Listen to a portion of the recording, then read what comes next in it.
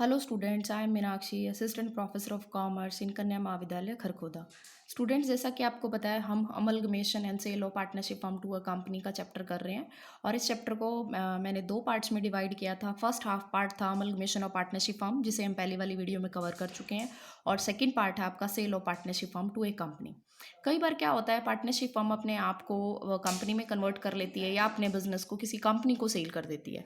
ऐसा करने का मेन रीज़न होता है कंपनी के केस में जो मेंबर्स हैं उनकी लायबिलिटी का लिमिटेड होना, और पार्टनरशिप के केस में पार्टनर्स की लायबिलिटी का अनलिमिटेड होना। तो वो उस अनलिमिटेड लायबिलिटी से बचने के लिए ऐसा कर सकते हैं।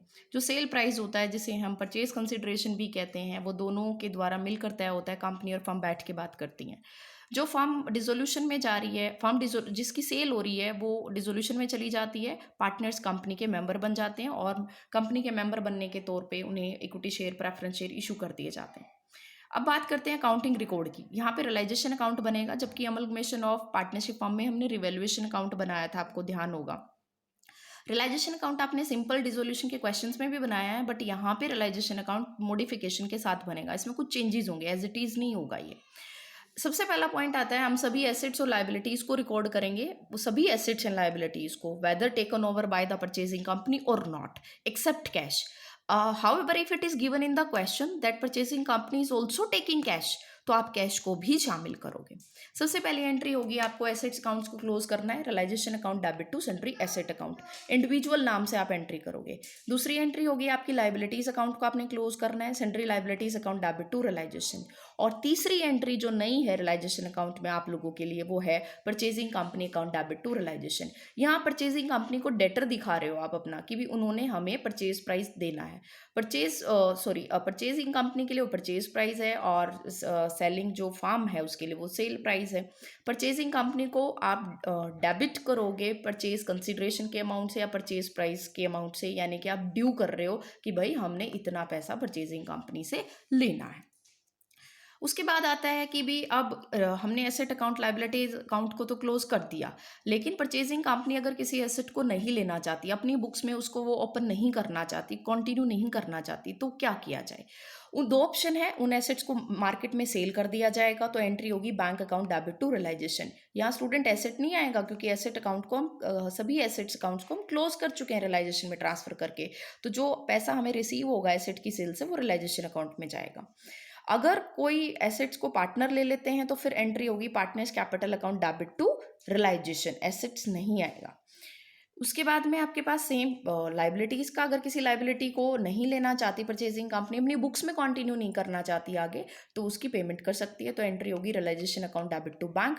और अगर कोई पार्टनर पे करेंगे, कोई एक पार्टनर, दो पार्टनर, जैसे भी आपके क्वेश्चन में गिवन हो, तो एंट्री होगी आपकी realization account debit to partners capital account. इसके बाद बात करते हैं रियलाइजेशन के खर्चों को पे करने की। इसकी एंट्री वैसे ही होगी जैसे किसी लाइबिलिटी को पे करते हैं, रियलाइजेशन टू बैंक। अब रियलाइजेशन अकाउंट का आपने बैलेंस निकाल लेना है। अगर प्रॉफिट है तो एंट्री होगी realization account debit to partners capital account, अगर लॉस है तो ये एंट्री आपकी रिवर्स हो जाएगी। उसके बाद बात करते हैं कि जो परचेजिंग कंपनी को आपने डेटर दिखाया था, परचेजिंग कंपनी को आपने डेबिट किया था परचेज कंसिडरेशन से, अब उनसे आप रिसीव करोगे परचेज कंसिडरेशन। वो परचेज कंसिडरेशन आपकी कैसे होगी, वो कैश की फॉर्म में हो सकती है, cash in hand, cash at bank, equity share की फॉर्म में हो सकती है, प्रेफरेंस शेयर की फॉर्म में हो सकती है, डिबेंचर की, और इनका कोई भी कॉम्बो भी हो सकता है, कैश और इक्विटी शेयर, प्रेफरेंस शेयर, जो भी आपको क्वेश्चन में गिवन हो वैसे ही। टू परचेजिंग कंपनी, अब परचेजिंग कंपनी की आपने परचेजिंग कंपनी को पहले डेटर दिखाया था, यानी डेबिट किया था, अब आपने उसे क्रेडिट कर दिया, क्योंकि उनसे आपको पेमेंट रिसीव हो चुकी है।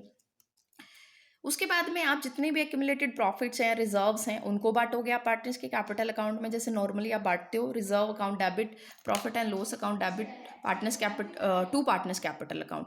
और अगर लॉस है तो ये एंट्री रिवर्स हो जाएगी। कई बार क्वेश्चन में स्टूडेंट फिक्स कैपिटल का कॉन्सेप्ट होता है, जिसमें करंट अकाउंट और कैपिटल अकाउंट गिवन होते हैं।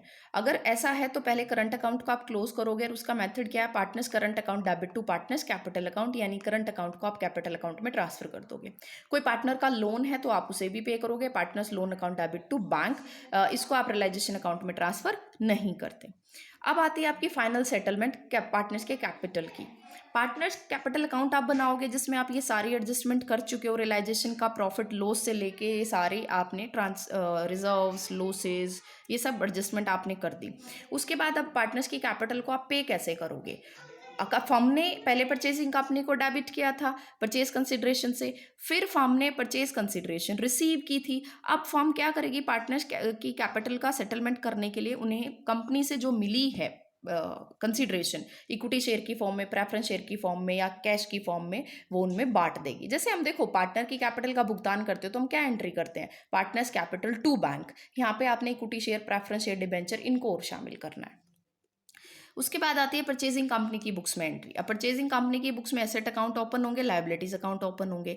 जो एसेट लायबिलिटी कंपनी ने ली है, जिनको वो कंटिन्यू करना चाहती है, उनके अकाउंट्स को यहाँ ओपन करेगी। एसेट अकाउंट डेबिट होगा आपका, लायबिलिटी अकाउंट आपका क्रेडिट होगा, शेयर कैपिटल अकाउंट आपका क्रेडिट होगा, इक्विटी प्रेफरेंस है तो अलग अलग आप डाल देना, और अगर कोई प्रीमियम है तो सिक्योरिटी प्रीमियम अकाउंट भी आपका आएगा। ठीक है।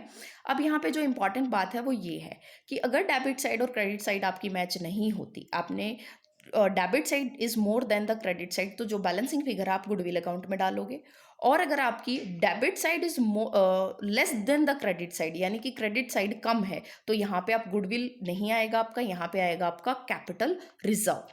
तो कैपिटल रिजर्व अकाउंट में डालोगे। इस एंट्री को करते टाइम स्टूडेंट्स आपको एक चीज़ का ध्यान रखना है।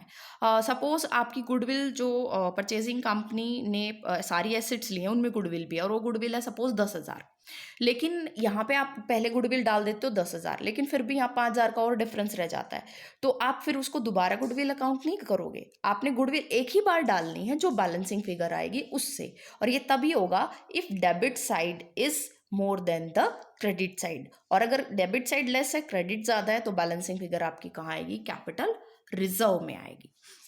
ये एंट्री आपको क्वेश्चन से समझ आएगी, और हम इसके बाद में मैं आपको न्यूमेरिकल प्रॉब्लम्स कराऊंगी, तो वहाँ क्लियर हो जाएगा ये पॉइंट। इन एंट्रीज को स्टूडेंट एक बार लिख के ज़रूर देखना ताकि आपको प्रैक्टिस हो जाए। मिलते हैं नेक्स्ट वीडियो में। Thank you so much.